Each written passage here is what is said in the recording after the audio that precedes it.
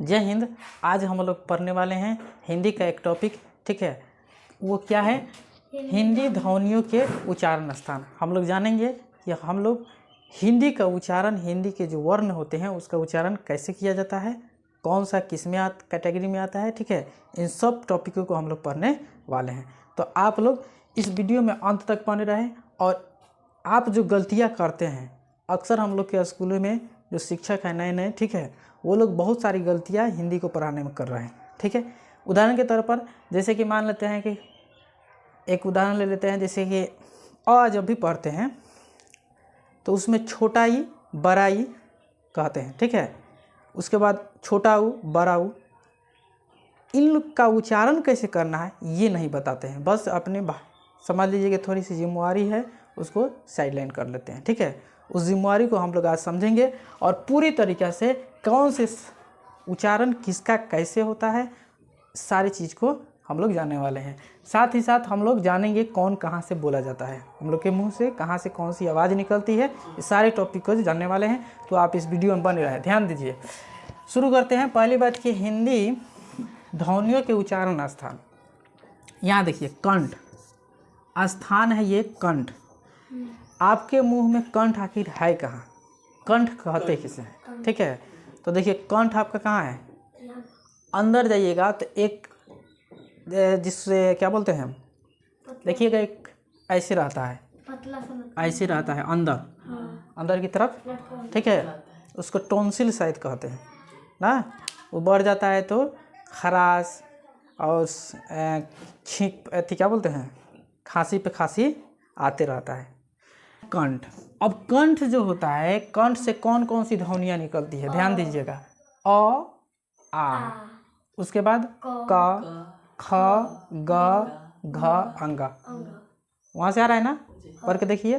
क ख ग घ अंग आ रहा है ना। तो ये सारे जो वर्ण हुए, ये कहाँ से बोला जा रहा है? कंठ से। तो इन सब को क्या कहेंगे? कंठे वर्ण कहेंगे। क्या कहेंगे? कंठे वर्ण कहेंगे, ठीक है। आगे समझिए। अब आ गया तालु। अब से गलती नहीं होना चाहिए, ठीक है। ये आप बोल लिए। अब आ जाइए तालु से। तो तालु कहाँ है बताइए? तो तालु ये जीभ जो है और उसके ऊपर वाला भाग, ठीक है, वो तालु। आप लोग अक्सर यहाँ मारते होंगे बच्चे को, तो हम लोग के पिता ये कहते हुए नजर आते हैं कि बच्चे को वैसे मत मारो, तालु पे मत मारो, कहते हैं ना।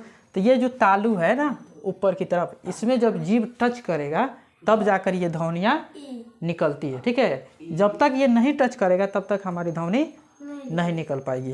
अब जैसे देखिए तालु से कौन ई, यहाँ देखिए ये छोटा ई या बड़ा ई नहीं पढ़िएगा, क्या पढ़िएगा? ऐसे पढ़िए, देखिए ई, इसमें कम समय देना है आपको। ई। दूसरा क्या है? ई, ज़्यादा समय देना है। पहले वाला में ई और दूसरे वाला में ई। ई नहीं करना है, ई ई ज़्यादा देर। च छ ज झ ज्या। हाँ, यहाँ भी गलती करते हैं लोग। इसको क्या पढ़ते हैं लोग? या पढ़ते हैं। नहीं, ये ज और या से मिलकर बना है। क्या से बना है? ज और या। आधा ज और आधा या से मिलकर क्या बना है? ज्या। तो ये भी किसके सहायता से बोली जा रही है? तालु की सहायता से। य और ये हो गया स, तालाबे स, ठीक है। तो इस प्रकार हम इसे क्या कहेंगे? तालुवे वर्ण कहेंगे। जो तालु से वर्ण बोला जाता है उसे क्या कहेंगे? तालुवे वर्ण। क्लियर? अब आ जाइए, देखिए ये है मूर्धा। क्या है? मूर्धा। अच्छा ये बताइए तो, आप तालु से जब बोल रहे हैं, यानी जीभ जो है आपके ऊपर टच कर रहा है तब जाके बोल रहा है। अगर मत, कुछ देर के लिए मत टच कीजिए। अब बोल के दिखाइए तो, बिना टच किए बोलिए तो। ई नहीं हो रहा, जीभ को रोक दीजिए नीचे की तरफ, तब बोलिए ए। बुलाएगा? नहीं होगा। क्या बोल के दिखाइए तो, या होगा? बोलिए तो, या नहीं ना होगा। अच्छा ये बोल के दिखाइए तो, जब बोल के दिखाइए तो, जा जब तक टच नहीं करेगा तब तक आप बोल ही नहीं सकते। बोल सकते हैं? बिल्कुल नहीं बोल सकते हैं। तो ये हो गया तालु वाला। तो यानी तालु का होना अनिवार्य है इन सब के उच्चारण के लिए। तालु नहीं रहेगा नहीं बोल पाइएगा, ठीक है। अब आ जाइए मूर्धा। ये मूर्धा कौन सा है? तो मूर्धा जानते हैं, पूरे समुच्चय आपका मुख हुआ ना, समुच्चय उन सब को मिलाकर होता है मूर्धा। सबको मिलाकर मूर्धा का निर्माण होता है। देखिए जैसे कि पढ़ रहे हैं, देखिए री, देखिए चारों तरफ हलचल हो जा रहा है। री एक जगह नहीं बल्कि चारों तरफ है ना, री। अच्छा देखिए ट, ठ, ड, ढ, अर, र, मूर्धन्य ष। तो यहाँ देख रहे हैं ना पूरा हलचल हो रहा है कि नहीं हो रहा है? यानी सबको मिल, ये हो गया आपका मूर्धा हो गया, ठीक है। इसको कहेंगे मूर्धन्य वर्ण। क्या कहेंगे? मूर्धन्य वर्ण, ठीक है। अब हम लोग जानेंगे दंत। हाँ, तो जिस वर्ण के उच्चारण में दांत शामिल हो जाए, ठीक है, उसे दंत्य वर्ण कहेंगे। तो कैसे? देखिए कैसे हो रहा है, ध्यान से सुनिए। त, थ, द हुआ ना, द। अच्छा इसको हटा दीजिए, दांत पर से हटा दीजिए, अब पीछे लेके जाइए, अब बोल के दिखाइए तो होगा? पॉसिबल ही नहीं है। आप करके देख सकते हैं, नहीं ना हो रहा है? नहीं होगा। न त बोल सकते हैं, न थ बोल सकते हैं।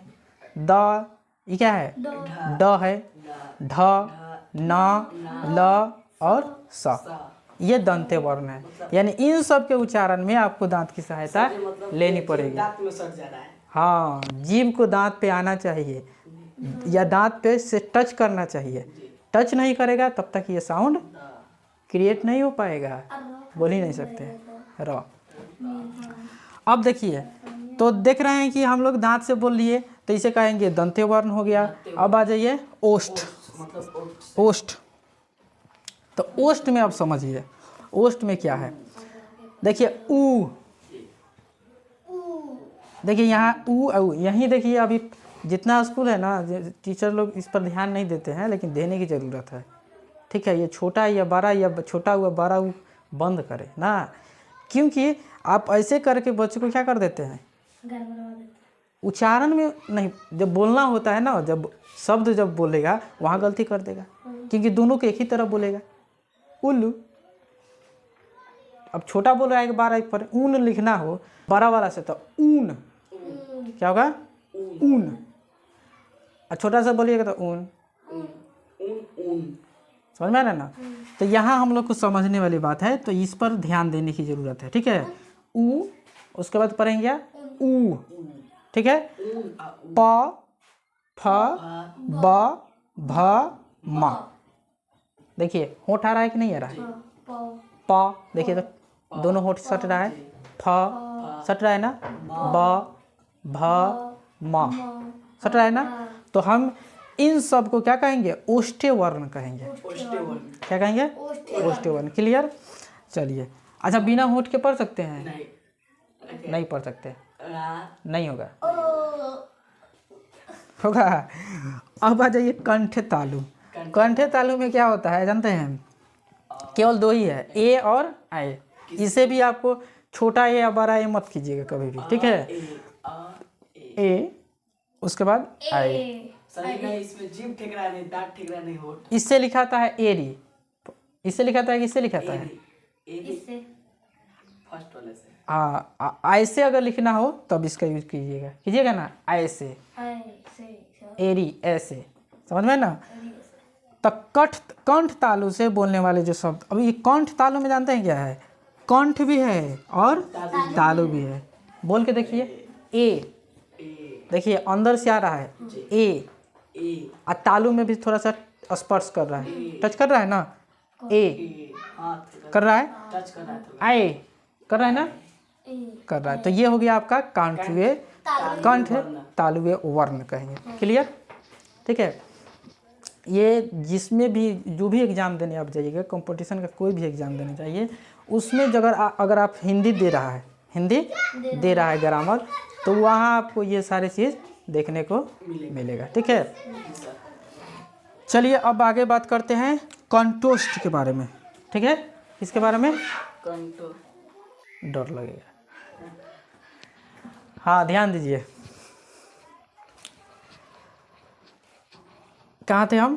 कंठ तालु हाँ कंठोस्ट। इसमें क्या है? कंठ है और ओष्ठ है। ओष्ठ कंठ भी है और ओष्ठ भी है। तो देखिए कंठ और ओष्ठ को मिला रहा है, अंदर से आएगा ओ, होंठ का देखिए बनावट ओ हो रहा है ना, ओ होंठ भी आ रहा है, कंठ भी है, अंदर से एक बार होंठ पर आ गया ना ओ। तो इसे क्या कहेंगे? कंठोष्टे वर्ण कहेंगे, ठीक है। समझ में आ रहा है? तो ये दो ही है, याद रखिएगा। उसके बाद है दंतोष्ठ, यानी दांत भी आएगा और ओष्ठ भी आएगा। दांत और ओष्ठ जैसे एक है सब वर्ण, ठीक है। केवल व का उच्चारण कीजिएगा, वाह। दंत भी है और ओष्ठ भी है, तो इसे कहेंगे दंतोष्ठ। तो याद रखिएगा, ठीक है। ऑप्शन में दिखे तो इस पर टिक लगा दीजिएगा, ठीक है। अब आ जाइए नासिका, नाक से। हाँ, इसमें नाक का एंट्री हो जाएगा, हो रहा है ना। देखिए अंग, जिया, नाक आ रहा है ना, और नाक को बंद कीजिए तो नहीं होगा।